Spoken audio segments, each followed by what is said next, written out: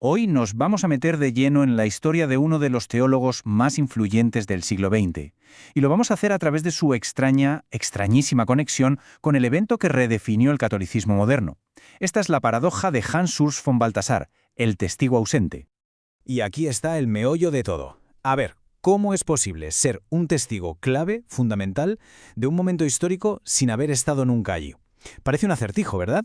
Pues es una paradoja que nos va a meter de lleno en el corazón de la teología del siglo pasado.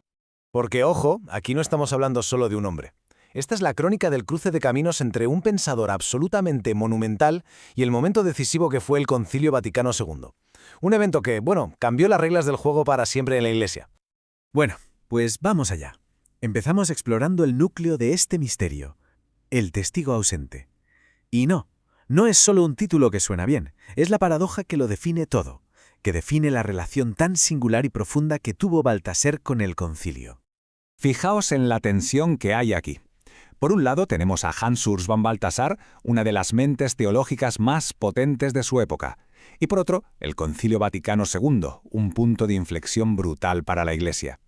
Se le define como un espectador atento, pero lo increíble, lo que no cuadra, es que nunca puso un pie allí. ¿Cómo se come esto? Claro, para entender esta locura, primero tenemos que saber quién era él.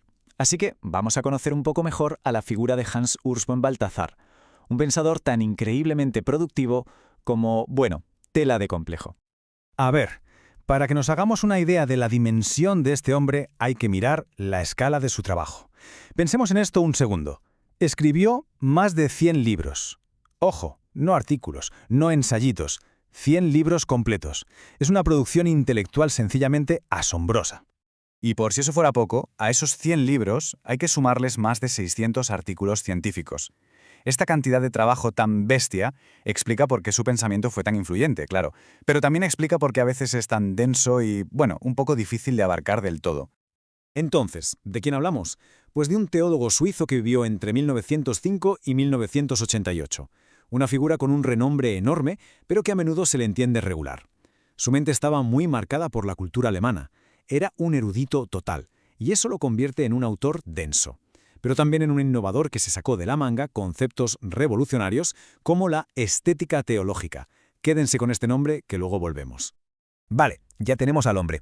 Ahora vamos a la otra mitad de la ecuación, el evento. Vamos a ver por qué el Concilio Vaticano II lo puso literalmente todo patas arriba. Y aquí está la clave de todo. La influencia de Baltasar no fue algo de un día. ¿Qué va? Sus ideas estaban ahí resonando antes de que empezara el concilio. Siguieron influyendo mientras se celebraba y, por supuesto, fueron clave para interpretarlo todo después. Fue como un diálogo intelectual constante, pero a distancia. Y claro, esto nos lleva a la pregunta del millón. Si no estaba allí, ¿cómo narices influyó?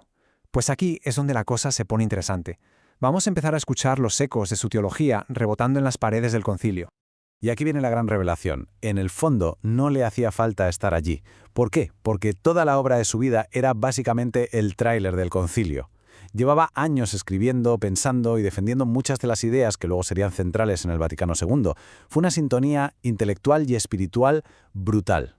Vamos a verlo con un ejemplo, que así se entiende mejor. Baltasar hablaba de una visión encarnacionista.